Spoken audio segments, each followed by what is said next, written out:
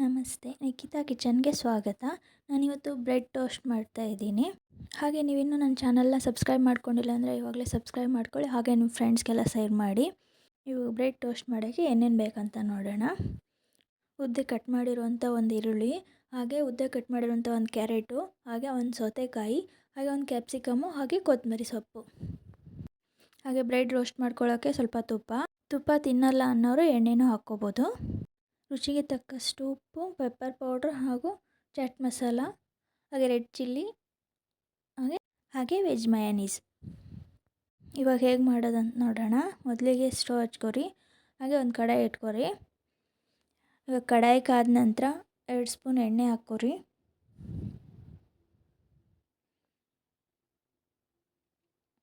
ಇವಾಗ ಎಣ್ಣೆ ಚೆನ್ನಾಗಿ ಕಾದಿದೆ. ಇವಾಗ ಅದಕ್ಕೆ ಉದ್ದೆ ಕಟ್ ಮಾಡಿರುವಂಥ ಈರುಳ್ಳಿ, ಹಾಗೆ ಉದ್ದೆ ಕಟ್ ಮಾಡಿರುವಂಥ ಕ್ಯಾಪ್ಸಿಕಮ್ ಮತ್ತು ಉದ್ದೆ ಕಟ್ ಮಾಡಿರುವಂಥ ಕ್ಯಾರೆಟ್ ಹಾಕ್ಕೊಂಡು ಚೆನ್ನಾಗಿ ಮಿಕ್ಸ್ ಮಾಡ್ಕೊರಿ.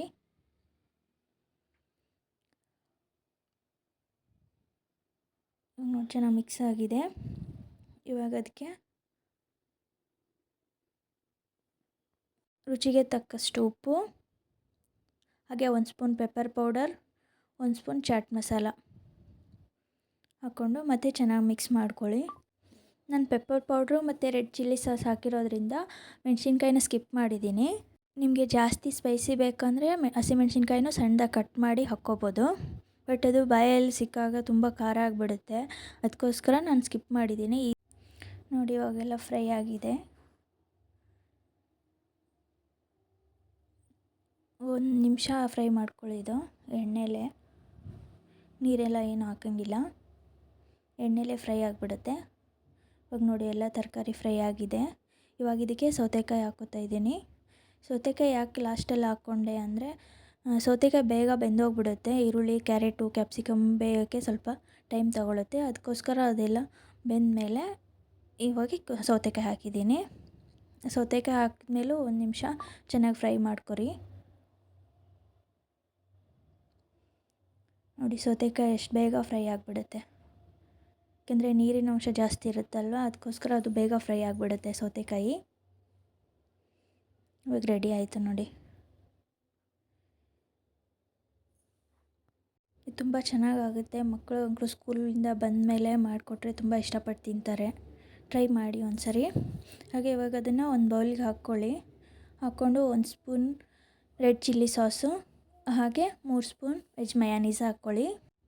ಇವಾಗ ಅದನ್ನು ಚೆನ್ನಾಗಿ ಮಿಕ್ಸ್ ಮಾಡ್ಕೊರಿ. ನಿಮ್ಗೆ ಜಾಸ್ತಿ ಮಯೋನೀಸ್ ಇಷ್ಟಪಡ್ತೀರಾ ಅಂದರೆ ಇನ್ನೂ ಸ್ವಲ್ಪ ಹಾಕ್ಕೊಳ್ಳಿ, ಚೆನ್ನಾಗಿರುತ್ತೆ ಅದೇನು ಟೇಸ್ಟು. ಎಷ್ಟು ಜಾಸ್ತಿ ಮಯೋನೀಸ್ ಹಾಕ್ಕೋತೀರೋ ಅಷ್ಟು ಚೆನ್ನಾಗಿ ಟೇಸ್ಟ್ ಬರುತ್ತೆ. ನೋಡಿ ಇವಾಗ ಚೆನ್ನಾಗಿ ಮಿಕ್ಸ್ ಮಾಡ್ಕೊತಾ ಇದ್ದೀನಿ. ಇವಾಗ ಮಸಾಲೆ ರೆಡಿ ಆಯ್ತು ನೋಡಿ. ಇವಾಗ ಬ್ರೆಡ್ ಟೋಸ್ಟ್ ಮಾಡ್ಕೊಳ್ಳೋಣ. ಮೊದಲಿಗೆ ಸ್ಟವ್ ಹಚ್ಕೊಳ್ಳಿ. ಸ್ಟವ್ ಹಚ್ಕೊಂಡು ಒಂದು ತವ ಇಟ್ಕೊಳ್ಳಿ. ನಾನ್ ಸ್ಟಿಕ್ ತವ ಆದರೆ ಚೆನ್ನಾಗಿರುತ್ತೆ. ಹಾಗೆ ನೋಡಿ, ಸಾರಿ, ನಾನು ಆವಾಗಲೇ ಏನೇನು ಬೇಕು ಇಂಗ್ರೀಡಿಯೆಂಟ್ಸಲ್ಲಿ ಬ್ರೆಡ್ ತೋರಿಸ್ಬೇಕಾಗಿತ್ತು, ನಾನು ಮರ್ತೋಗ್ಬಿಟ್ಟೆ. ಇವಾಗ ತವ ಕಾದಿದೆ ನೋಡಿ. ಇವಾಗ ಬ್ರೆಡ್ ಹಾಕ್ಕೊರಿ. ಹಾಕ್ಕೊಂಡು ತುಪ್ಪ ಹಚ್ಕೊಳ್ಳಿ. ಫುಲ್ ಬ್ರೆಡ್ಗೆಲ್ಲ ತುಪ್ಪ ಹಚ್ಕೊಳ್ಳಿ. ತುಪ್ಪ ಹಚ್ಕೊಂಡ ನಂತರ ಮತ್ತೆ ಹಿಂದ್ಗಡೆ ಬೇಯಿಸ್ಕೊರಿ.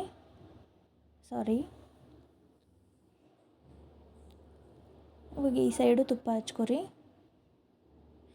ನಿಮ್ಗೆ ತುಪ್ಪ ಇಷ್ಟ ಇಲ್ಲ ಅಥವಾ ತುಪ್ಪ ತಿನ್ನಲ್ಲ ಅನ್ನೋರು ಎಣ್ಣೆ ಕೂಡ ಯೂಸ್ ಮಾಡ್ಕೋಬೋದು.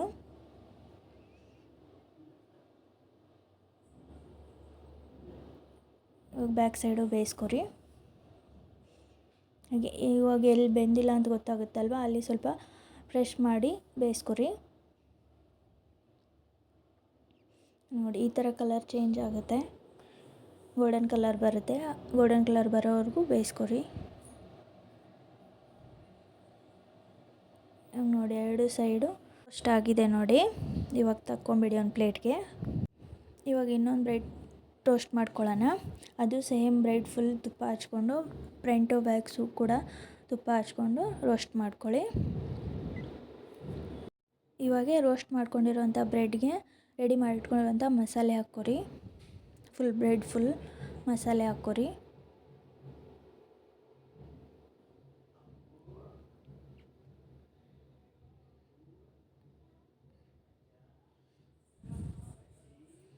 ಇವಾಗ ಮಿಡ್ಲಲ್ಲಿ ಒಂದು ಟೊಮೊಟೊ ಸ್ಲೈಸ್ ಇಟ್ಟು ಇನ್ನೊಂದು ರೋಸ್ಟ್ ಮಾಡಿರೋಂಥ ಬ್ರೆಡ್ ಹಾಕ್ಬಿಡಿ. ಇವಾಗ ಅದನ್ನು ಸೆಂಟ್ರಲ್ಲಿ ಈ ಥರ ಕಟ್ ಮಾಡ್ಕೊಳ್ಳಿ. ಇವಾಗ ನೋಡಿ ಬ್ರೆಡ್ ಸ್ಯಾಂಡ್ವಿಚ್ ರೆಡಿ ಆಯಿತು.